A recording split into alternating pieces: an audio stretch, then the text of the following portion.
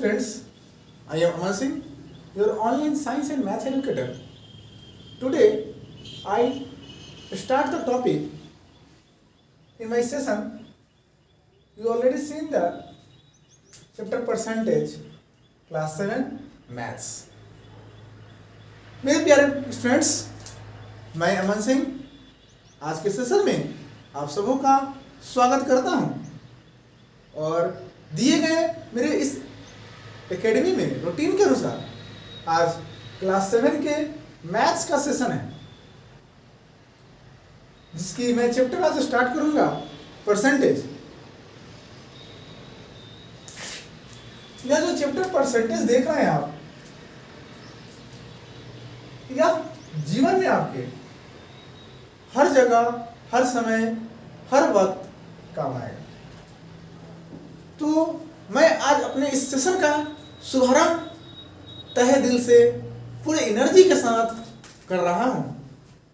आप लोग सेशन को ध्यान से देखिए और समझने का कोशिश कीजिए, जिसकी मैं आज स्टार्ट करता हूं। फर्स्ट टॉपिक है इंट्रोडक्शन। स्टूडेंट्स, जब भी आप किसी चैप्टर को पढ़ते हैं तो सबसे पहले उसके इंट्रोडक्शन से रूबरू होते हैं, मतलब उस चैप्टर की परिचय क्या है, कैसे है, क्या आगे करना है, वो सब उसमें बताया जाता है। सबसे पहले मैं इंट्रोडक्शन में बताता हूँ, in this chapter we shall introduce the concept of percentage. Means इस चैप्टर में, इस पाठ में हमें इंट्रोड्यूस करना है किसके कंसेप्ट के बारे में, तो परसेंटेज के कंसेप्ट के बारे में। मतलब कि परसेंटेज क्या होता है, परसेंटेज कैसे निकलता है, परसेंटेज की क्या अवधारणा है, क्या उनकी मूल रूप है, इसके बारे में हम लोग पढ़ते हैं। And shall study percentage as a fraction. मतलब परसेंटेज को फ्रैक्शन के रूप में कैसे निकालते हैं, परसेंटेज को फ्रैक्शन के रूप में कैसे पढ़ते हैं, कैसे समझते हैं, इसके बारे में हम लोग को स्टडी करना है।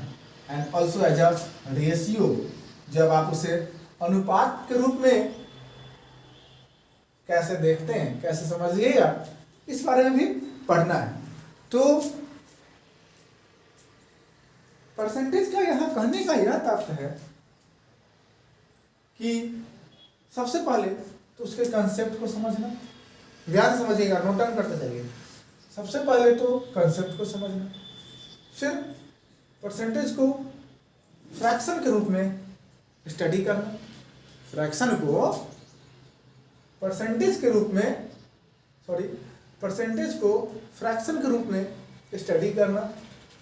एंड एज अ रेशियो, फिर हम उसे रेशियो के रूप में पढ़ेंगे, यानी अनुपात के रूप में पढ़ेंगे। आगे है बाबू, we shall also learn about the conversion of percentage. मतलब कि हम लोग को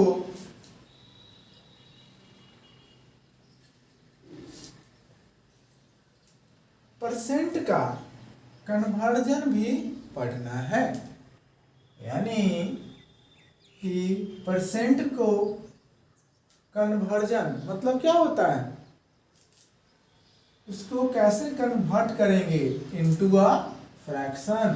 मतलब परसेंट को फ्रैक्शन के रूप में कैसे कन्वर्ट करेंगे, कैसे बदलेंगे परसेंट को फ्रैक्शन के रूप में, फिर रेशियो के रूप में कैसे बदलते हैं, फिर डेसिमल के रूप में कैसे बदलते हैं, एंड वाइस वर्सा मीन्स ठीक इसका अपोजिट, यानी कि उल्टा, विपरीत। मतलब परसेंट को फ्रैक्शन के रूप में कैसे कन्वर्ट करेंगे, या फ्रैक्शन को परसेंट के रूप में कैसे कन्वर्ट करेंगे, रेशियो को परसेंट के रूप में कैसे कन्वर्ट करेंगे, या परसेंट को रेशियो के रूप में कैसे कन्वर्ट करेंगे, परसेंट को डेसिमल के रूप में कैसे कन्वर्ट करेंगे, या डेसिमल को परसेंट के रूप में कैसे कन्वर्ट करेंगे। यही है इस चैप्टर में पढ़ने का। बाबू, ये चैप्टर बहुत ही इंटरेस्टिंग है, मन से पढ़िएगा, चैप्टर इतना मजा आएगा दूसरे चैप्टर को आपको पढ़ने का दिल नहीं करेगा। इस चैप्टर में आप ध्यान लगा दीजिएगा तो इस चैप्टर आपको आगे भी बहुत कुछ देगा। जीवन में परसेंटेज हम अपने दैनिक जीवन में भी यूज करते हैं। जैसे कि आप सपोज दैट कोई चीज़ खरीदने गए मार्केट में, ध्यान से समझिएगा, कोई चीज़ मार्केट में खरीदने गए, आपने ½ kg चीनी लिया, मेरे एग्जाम्पल को समझिएगा, ½ kg आपने चीनी लिया किसी शॉपकीपर से। तो आप घर में आए तो कोई आपसे पूछा कि बाबू तुम जो चीनी लिए वो कितने % तुम खरीदे, तो आप क्या करते हो, मेरी बात को समझो, क्या करते हो, 1 kg चीनी इज इक्वल टू 100%,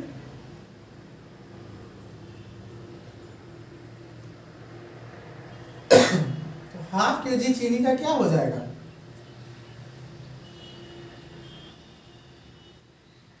100/2, सॉरी 1/2, तो 50% आएगा। यहाँ से क्या जाने कि मैं चीनी का 50% मैं बाई किया, 50% चीनी मैं खरीदा। आपके एक एग्जांपल मैं और देता हूँ, अच्छा एग्जांपल आपके स्टडी के रूप से।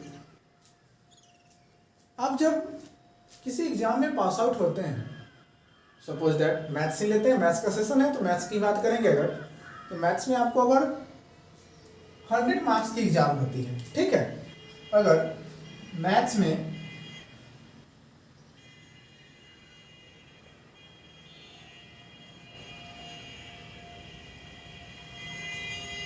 100 मार्क्स की एग्जाम होती है, ठीक है, और अगर आपको मैथ्स में 25 मार्क्स आते हैं, तो यहां से क्या कह सकते हैं कि 25%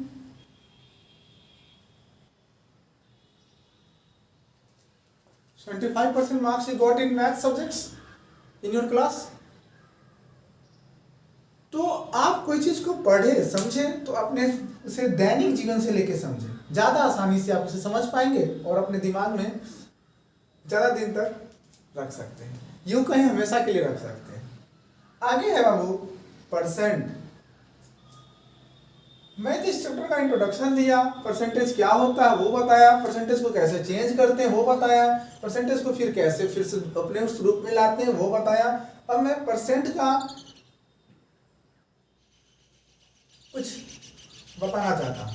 percent, the word percent is an abbreviation of Latin phrase percentum, मतलब कि वर्ड जो ये परसेंट आया, ठीक है, ये जो वर्ड परसेंट आया इसका कुछ लैटिन फ्रेज है, क्या है, तो परसेंटुम, मतलब ये जो वर्ड परसेंट है इसको अगर हम लोग एब्रिविएट करें तो इसके लैटिन फ्रेज में परसेंटुम कहते हैं, विच मीन्स पर 100। यहाँ पर बात समझिए, मैं जो अभी बताया हूँ उसी से रिलेटेड है। पर 100 यानी कि प्रत्येक 100 में, और 100 यानी कि प्रत्येक 100वां, दोनों में बात सेम है, थोड़ा सा का डिफरेंस है।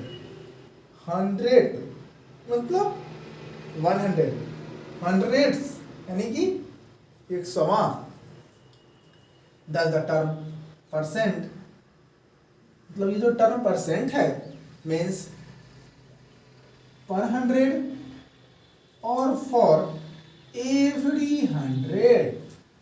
थोड़ा सा यहाँ पर ध्यान दीजिएगा, जब टर्म परसेंट का मीन्स समझते हैं इसका अर्थ क्या होता है, तो टर्म परसेंट मीन्स पर 100, प्रत्येक 100, प्रत्येक 100, प्रत्येक 100, प्रत्येक 100 100, और फॉर एवरी 100 और प्रत्येक 100 के लिए। फिर से समझिए, पर 100 मतलब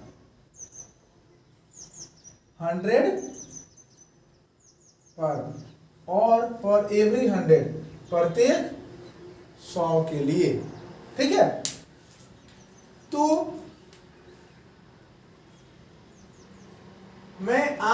आप लोग को इंट्रोडक्शन बताया परसेंटेज चैप्टर का, फिर परसेंट के बारे में बताया, कुछ एग्जाम्पल दिया आपके डेली लाइफ से ही, आपके स्टडी से ही। इसे ध्यान से समझे कि मैथ्स में अगर 100 मार्क्स की एग्जाम हुई, you have got 75 marks in your math subjects, then how many percentage you got in math subjects? Any man can question you, then you get answers. Sir, I will get 75% marks in the math subjects in my class. And previous examples, 1 kg is equal to 100%. If you buy